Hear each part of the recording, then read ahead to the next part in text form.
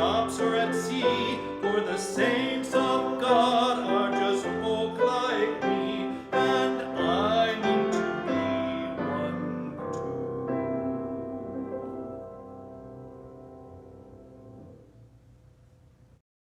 too. Aslan is on the move!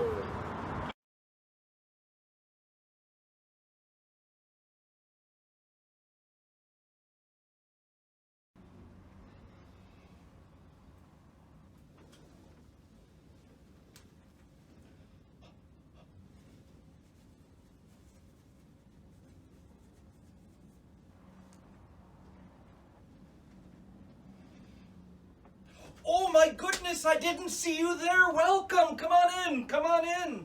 Welcome, good people. Welcome to my study. I'm Professor Kirke, Digory Kirke, and welcome to my home. We're beginning a great adventure this week, and I'm so glad that you're with us. I hope you're wearing your special virtual Bible school t-shirt. And if you aren't, go ahead and pause the video, run and get it on, run back, and then press play, and I'll be waiting right here for you. I'm waiting. Good. And let's begin. My house is an old house. It's over 110 years old. And all of the woodwork and stones tell a story. And this week we're going to be learning about a very interesting story, I think. You're about to enter the land of Narnia. This story is based upon The Lion, the Witch, and the Wardrobe by C.S. Lewis. And I suppose if you are still unfamiliar with that magical, wonderful story, you can go to our YouTube channel at Historic Holy Trinity Church of Covina, and you can go for Something for Kids, storytelling, and hear the entire book recorded for you by me, Professor Digory Kirke, and hear all about The Lion and the Witch and the Wardrobe. In short, we are entering into our imagination this week to explore the deep power of faith and belief. As we enter the story, we may relate to its characters. There is Lucy and Edmund, her brother, Susan, her older sister, and the oldest boy is Peter, the 4 Pevensey children who are taken from the city of London and are taken by train to their uncle's house, Professor Digby Kirke, and there the story begins. The story features Lucy primarily, this first part that we're going through today, as she enters through a magical wardrobe into the marvelous land of Narnia. Quite by accident, by the way. Through a wardrobe of all things, looking through these winter coats and fur coats and whatnots and mothballs, and she finds herself in a beautiful snow-covered forest with a lamppost lit in the middle of it. And as she goes along, she meets a fawn, a talking animal, a fawn named Mr. Tumnis. When she returns to tell her brothers and sisters about her adventure, about meeting Mr. Tumnis the fawn and all the things that she saw, and narrowly escaping back through the wardrobe into safety before the White Witch found about her presence, they don't believe her. She thinks she's making up a wild story. Can you relate to that? Have you ever tried to tell somebody something and they didn't believe you? That can feel awfully bad. We can relate personally to her despair at not being believed, to the wretchedness of her older brother Edmund, who takes pleasure in bullying younger people, namely her. We can also understand the faith and the commitment of Mr. and Mrs. Beaver, who she meets in this journey. and other people who will never lose hope that Aslan, the king from overseas, will come and turn this long winter into a much anticipated spring, to even bring Christmas once more and put an end to all that is bad. The White Witch, who strives to control all of Narnia, turns her enemies into stone, anyone who disagrees with her, and she fears the great lion, Aslan, who is the rightful king. And the legend that 2 sons of Adam and 2 daughters of Eve will one day come back into Narnia and help Aslan set all right, and then sit on the 4 thrones of the castle at Cair Paravel. Oh, I hope that day comes soon, don't you?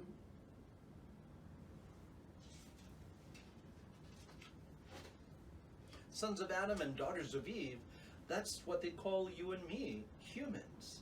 Sons of Adam and daughters of Eve, the first people.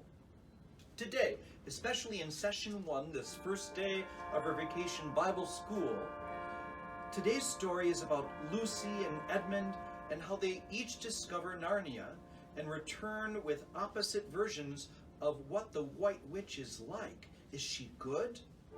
Lucy says no. Edmund, although he won't admit it that he met her, says yes. Lucy's honesty is not to be believed. How frustrating. Edmund's beastly behavior leaves him alienated or suffering the anger of his older brother and sister because of the way he's treating Lucy. The professor, that's me, suggests that Lucy should be believed because she is not in the habit of telling lies. I want you to know that Mr. Tumnis the Fawn and Mrs. Beaver also have an important part of the story to tell, and they'll be with you right away. Just know that you should understand that Lucy went through the wardrobe door and found herself in this wonderful land called Narnia. She met a talking fawn. Many of the animals in Narnia can talk. And she began having a lovely time. Mr. Tumnis is a good host and made her a lovely afternoon tea with cakes and, well, he'll tell you more about that, so I'll leave that bit out. You should also know that Edmund followed Lucy into Narnia, but he met, instead of with Mr. Tumnis, he met with the White Witch, who was driven by a red-bearded, long-bearded dwarf who may have been a good driver, but not a very good dwarf. He's, well, a bad person. The White Witch promised him so many wonderful things, that is Edmund, and gave him a box of Turkish Delight. I don't know if you've ever had Turkish Delight, but it's, well, delightful. And this magic Turkish Delight is so special that once you have one, you want another, and another, and another, and you can't stop. And she said she would give him more if she would betray his sister and brothers to her, and she would make him one day king. I wonder if she can be believed. You'll have to tell me, or we'll both have to wait to see how the story plays out. Narnia is a place of deep magic, and where there's magic, there's people who use it for good and people who don't. It wasn't good for Edmund to lie and tell everyone Lucy was crazy and that there's no such thing as a land through the wardrobe. I think he's been very naughty. Anyway, it's time to hear from Mr. Tumnis and his part of the story, so I bid you adieu. Enjoy the rest of your time with us, and I will see you later. Goodbye. Goodbye. Thank you for being with us today. Talk to you soon.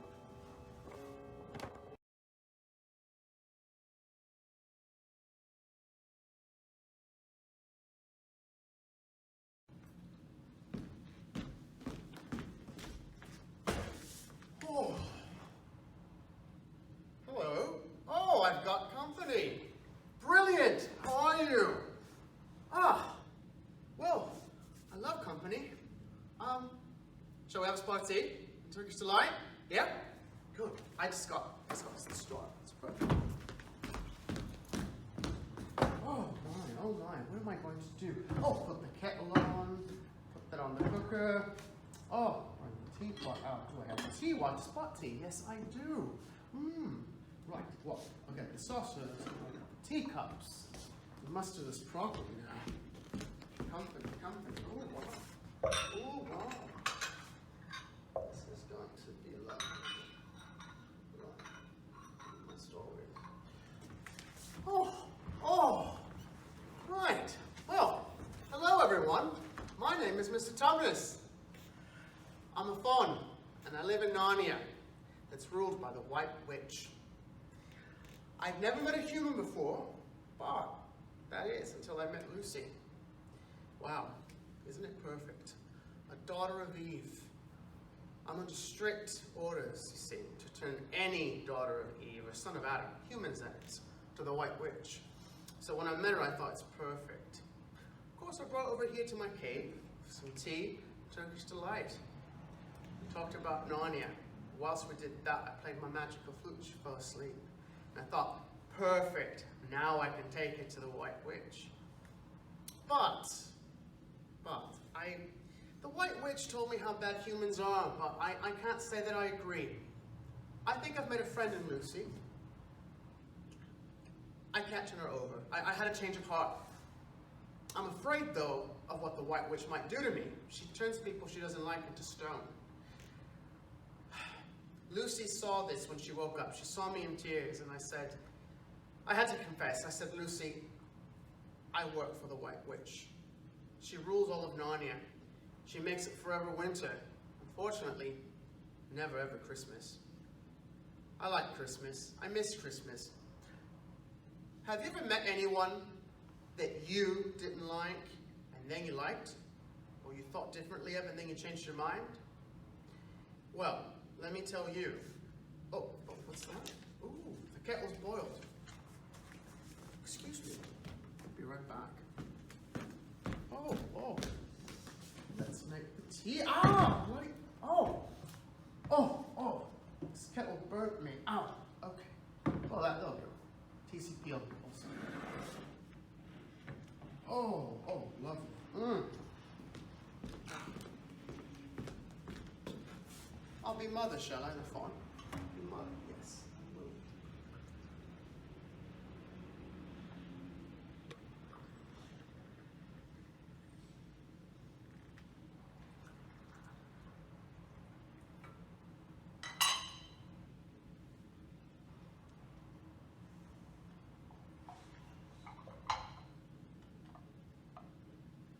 Right.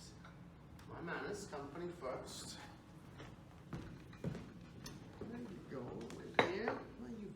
Sir, you're welcome.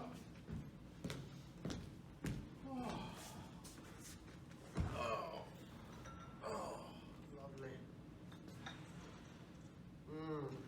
There's nothing like a good cup, is there? Right. So where was I? Oh, lovely. Right. So where were we? Oh, this tea is brilliant. You liking it? Oh, right. Well, these humans, yes. They're really not that bad. They're not bad at all, really. So, tell me, have you ever met someone and changed your mind about them after you got to know them? I did with Lucy. So, I decided I would not turn her over to the White Witch. We left this cave and went out to the forest. But I warned Lucy about the trees. You see, not all of them, but some, report to the White Witch. Because in Narnia, trees can hear, see, and talk, and whisper. So, we carefully went down to the forest to the lamppost. I needed to get her back to her world safely. And I waited until she left. I'm glad she got home. But I miss Lucy. I rather want to see her again. I hope I do. I mean, I want to have her over for tea, Turkish delight. Oh, that's right, Turkish delight. Where are my manners? Where are they? I must get some for you. We'll see you soon.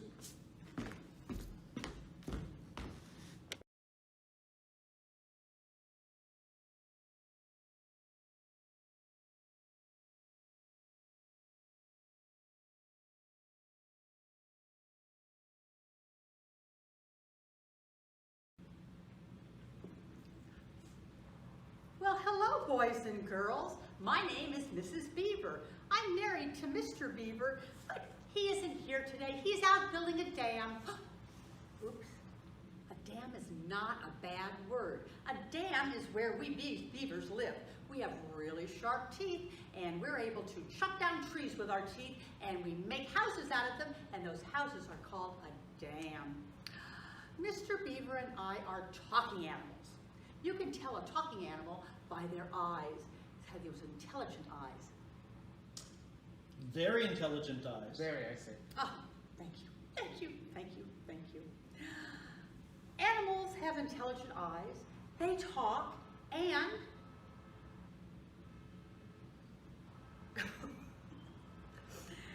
and we live in Narnia. We live in Narnia, and Narnia is a very magical place to be.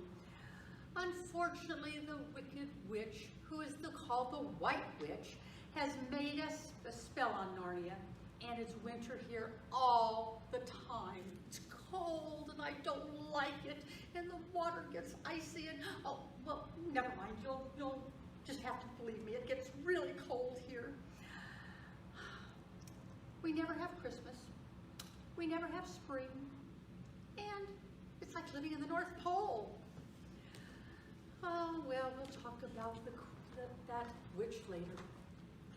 There is a human myth here in Narnia, and that human myth is the sons of Adam and the daughters of Eve come to Narnia to make winter go away. Oh, it's snowing! Oh my goodness, I love it when it snows. I don't like it when it's cold. I love doing projects. I love making crafts. And inside your booklets, on page number 1, when we're talking about day number 1, we're going to work on some projects. Inside your booklet, we have some pictures. We have a coloring page. We have a quiz. And we have a word search. The coloring page and the word search you can do on your own. We're going to do the handout in the quiz together. Okay, so we're going to do the true and false quiz all together. Oh, wait a second. It's getting a little damp in here. Oh, there's snow that's melting all over me. Oh, my goodness sakes. All righty. Grab a pencil or a pen or a crayon or whatever you might have. We have put some in the packets for you. And let's take a look at this quiz. I need to caution you and make sure that you know that your answers may not be the same as mine and may not be the same as each other's. That doesn't mean some of us are right and some of us are wrong. That just means that some of us have different life experiences. Let's take the first one. Do animals talk? Yes, I think they talk. You're talking. In Narnia, we do. Especially the good ones. You can tell by the intelligent eyes. Oh, yes, very. How about in your world? Do your animals talk at your house? I think my dog does. And what does your dog say? Oof. And does he have intelligent eyes? Yes, he does. Then he knows exactly what you're talking about. So, let's put a true there too. How about trees spy on people? In Narnia, trees are really sneaky, and some of them are not very nice. Are all of them bad? Not all of the trees. Some of the trees report right to the White Witch and tell her all kinds of stuff. Probably crabapple trees. I don't know whether we have those because it's so cold up here. We might not have those, but you could be right. How about the trees at your house or at your school or at your park? Do they talk? I don't think so. Do they spy on you and tell your teachers that you're not doing your homework? I No. don't think so. Not at my house. I'm going to put a false on that one. How about telling stories? Some people tell stories And they're good stories, and they're very nice stories. Some people tell stories like Edmund did about Lucy, and that was not a nice story. That was fibbing. So sometimes in Narnia, maybe they tell stories. Sometimes at my house or out in your world, maybe some people tell stories too.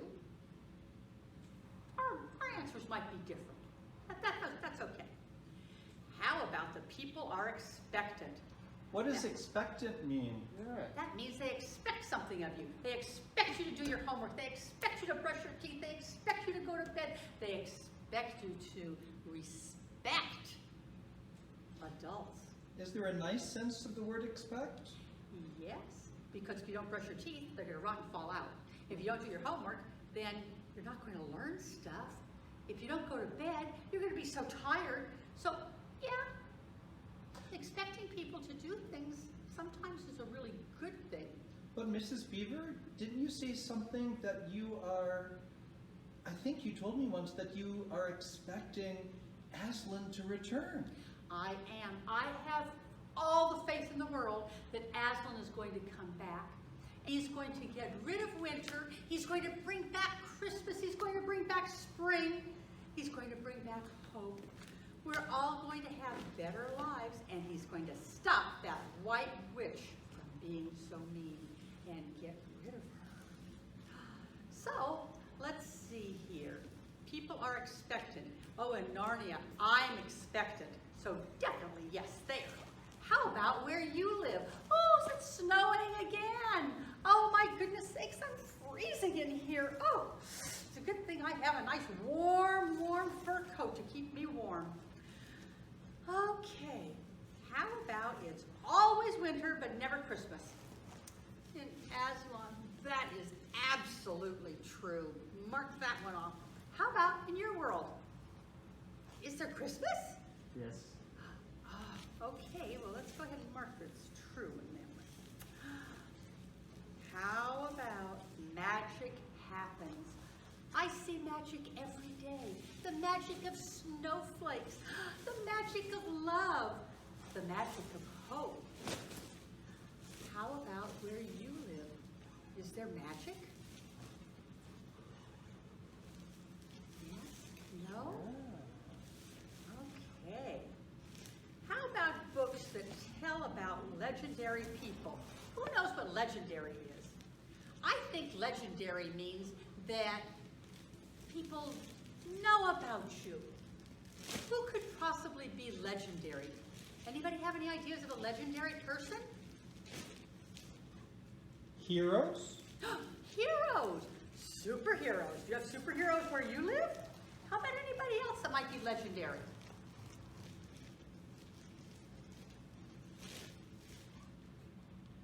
The snowman? Father Christmas? Father Christmas, the snowman? Yes! All kinds of legendary people. We know about them. A legend is something like a story that we pass on to our kids, and they pass on to their kids, and pretty soon everybody knows that story. Let's see, in Narnia, we have some legendary people. How about in your world? Do you have some legendary people in your world? I think so. How about magic happens? Magic happens here all the time. How about where you live? Does magic happen at your house? Woo! Look at these big snowballs. Whoa! My goodness, the snow is never going to go away. How about magic where you live? I've heard that in your world, you have TVs, and they have people that go on TVs and do magic.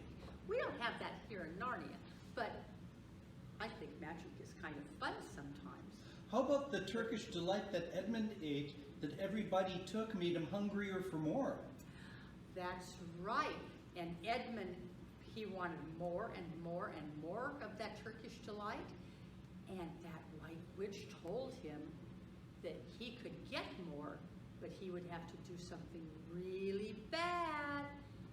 He would have to tell stuff about Lucy, and that's not a good thing. So he had to make a decision. Was he going to be the bad brother and get all that candy? Or was he going to be a good brother and say, no, I'm going to pass on that candy because this doesn't sound like it's right? Were human beings considered a myth because people had never seen them before, or not for such a long time that a generation passed and they didn't see any, so because they couldn't see, they couldn't believe?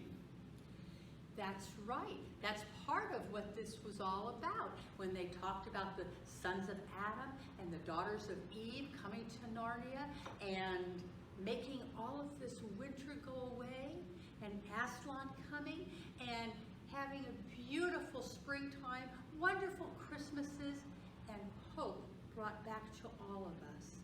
Absolutely. That was great. Thank you for sharing that. How about dwarves, and dwarves are little people, make good drivers? Yes, they do, don't they? I'm thinking that the White Witch had a dwarf that was a driver of her sled. He was a really good driver, but was he really a very good person? I don't think so. He was mean to Edmund, so perhaps he was a good driver but a bad dwarf. Yes, he was, yes.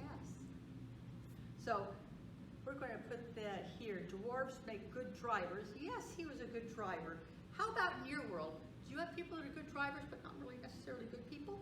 Yes. I don't know if short drivers make any difference if they're good or bad. They're probably good short drivers and bad short drivers and good tall drivers and bad tall drivers. That's interesting, because all of our drivers here are dwarves. I did not know that you had tall people that could drive. My goodness. See, your answers would be so different than mine, but that doesn't mean that your answers are right and mine are wrong. It's our life experiences that make our answers different, and that's good. How about it's okay to have feelings? Does anybody know what feelings are? Yeah. Are feelings good or bad? Good both.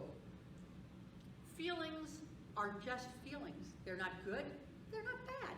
They're yours. And all of us have different feelings about different things. I feel sad because there's no Christmas. But I feel happy because I know that Aslan is coming back and there's going to be hope and there's going to be joy in our land again. So you can have a lot of different kinds of feelings on different days, different hours, different moments. I'm really, really happy when I eat chocolate, but I'm not all that thrilled about zucchini. Who wants to eat squash? In our world, some people have bad feelings about broccoli or going back to school, and my sister loves going back to school even though it was online. How interesting that is. Beavers are always taught at home. We always teach our little kids at home. We stay in the dam. Ooh, there's that word again. Oops. But that's where we live, remember? That's where we live. Sometimes it's really hard to believe people. You know, some people, if they told me that the sun was shining and it was a beautiful, bright day, I would believe them because they always tell the truth. Some people, if they told me that it was snowing and really cold out, I would never believe them because they never tell the truth. And that is sad. And unfortunately, the bad thing is that when you tell stories and you don't tell the truth when you're young and you keep telling those things, pretty soon there's going to come a time when you do tell the truth and nobody is going to believe you. Once people believe that person is not telling the truth, they are lying, then everything you say is a lie. And that's really sad. Then it's good to tell the truth, I guess. I think it's good to tell the truth. In my house, all my little beaver children, they know that they need to tell the truth because otherwise they don't get beaver chocolate. And that's not good. You did a great job, a wonderful job on this quiz. I am so proud of you. Now, inside of your activity packets, there is an activity that, called the magic door.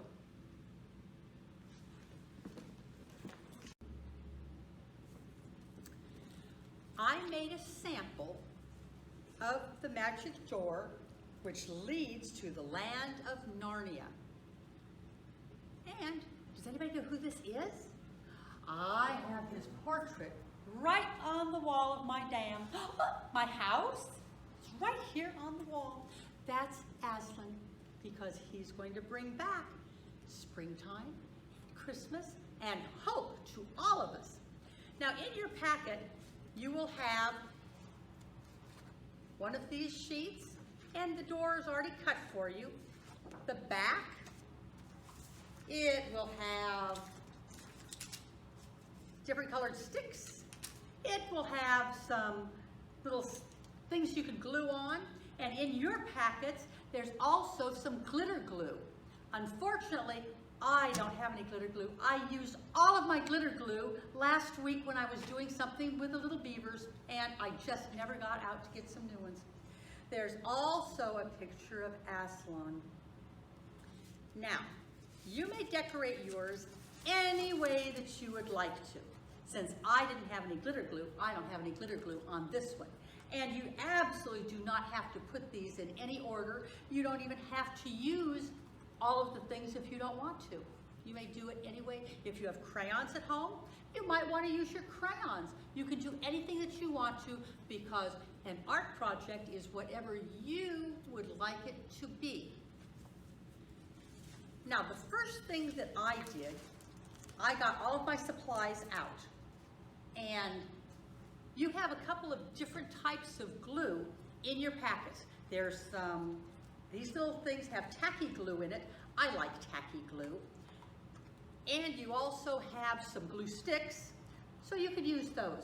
I prefer to use a hot glue gun, but my paws are always getting burnt when I use glue guns, so we're not going to do glue guns today.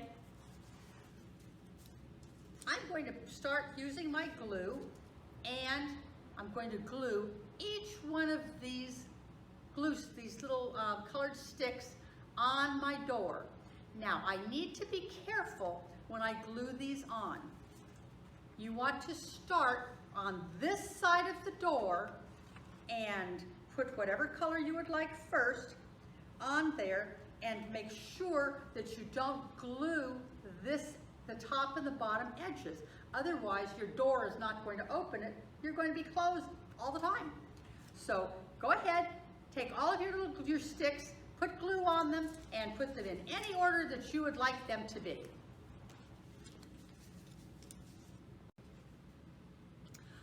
Welcome back. You may notice that it snowed again at my dam. Ah, there's that word again. But I was inside warm, and I was gluing like crazy, and now it's time to open up my door. Now, since these are still wet, you might want to wait until later or tomorrow even before you open your door up, because like mine, they're all going to slide off. So the next thing that I decided I better do is glue the front page, this one's dry so I can hold this one up, to the back sheet, the light blue one. So take your glue and put it all around the outside of your dark one, not on the side where you, whoops, I think that's upside down, not on the side where you have your door, but on the other side. Stick your glue around the outsides, and then we're going to carefully put it right on top of that light blue one, line it up, and we're going to wait for that to dry. Now again, your glue may not be dry yet, so this one might have to wait until later on. But, oh my goodness sakes, I forgot to bring my scissors over here. Where are my scissors? Oh my goodness. Let me rush over to the other side of the dam and get my scissors. Hang on.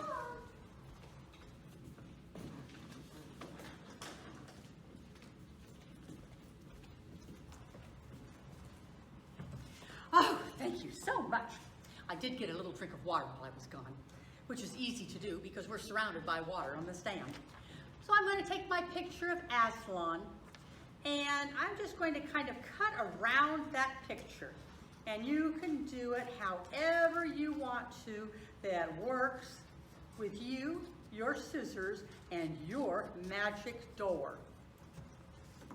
So I just cut mine out like this.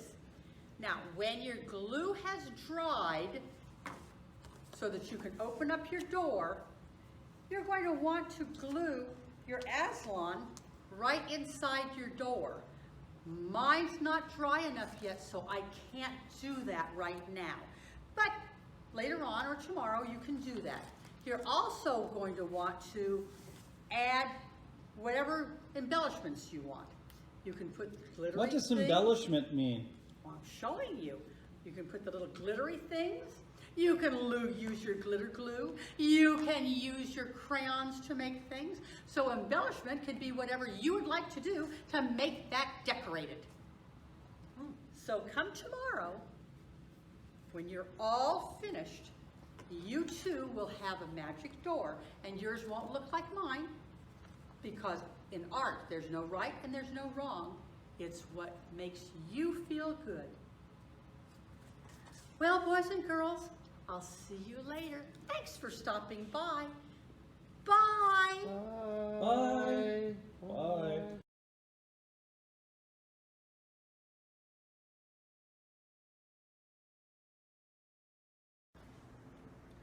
Here we are at historic Holy Trinity Church with my good friend, Vernon Snyder. Dr. Snyder is our Director of Music and organist. How are you today, Dr. Snyder? Pretty well, Father Steve. How are you doing? I'm doing fine. We are going to teach our folks a song to sing. Are you ready? I think I'm ready. All right, let's go.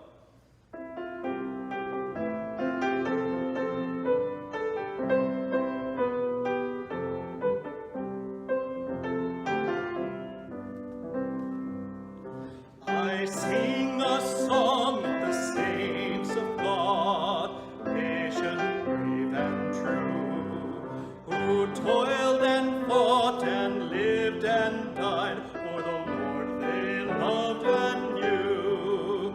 And one was a doctor, and one was a queen, and one was the shepherdess on the green. They were all of them saints of God, and I mean God helping to be one too.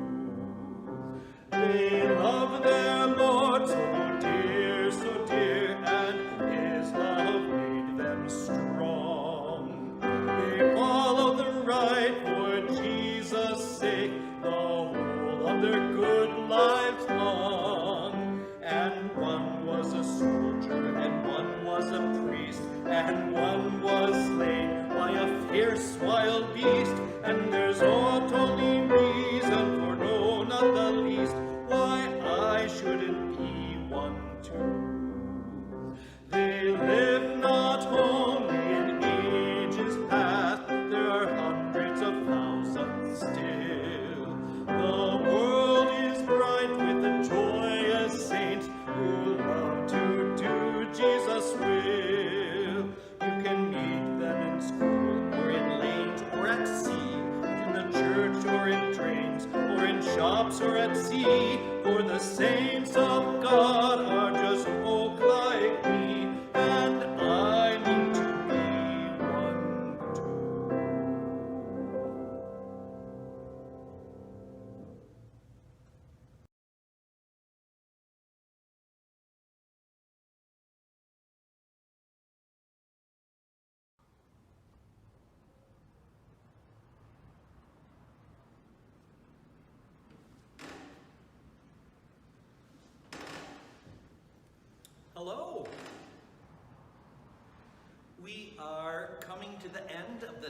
first session, our first episode of Aslan on the Move, our virtual Bible school. And I wanted to sort of sum up some of the things that we have been talking about today. The Bible says that the fear of the Lord is the beginning of wisdom. When they say the word fear, they're not like asking you to be afraid of God, but to have a deep, a profound respect for God. Think about the love you have for your parents, or abuelita, or your very best friend, or your sister or brother, or your teacher, and multiply that by the highest number you can think of. God's love for you is always higher. The fear that we're talking about in this sentence is deep and meaningful. It's between you and God, your Creator. When we talk about God and our relationship with God, we often turn to what are called the Ten Commandments. The Ten Commandments are given to us by God to help us in our relationship with God and our neighbor.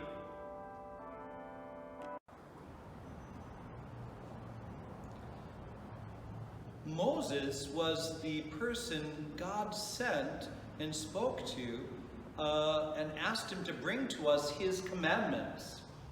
There were 10 of them. Living by these commandments, we experience a good life. Breaking these commandments, we experience difficulty. The 10 commandments show us how to love God because he made us and he loves us deeply. So knowing the first 4 commandments helps us to know how to love God. And then the last commandments, 5, 6, 7, 8, 9, and 10, show us how to love and get along with our neighbors. Number 1, you shall have no other gods before me. Number 2, you shall not worship idols. Number 3, you shall not use the name of the Lord your God in vain. Number 4, remember the Lord's day and keep it holy. Number 5, respect your father and mother. Number 6, do not murder. Number 7, be faithful in marriage. Number 8, do not steal. Number 9, do not tell lies about others. Number 10, do not want anything that belongs to somebody else.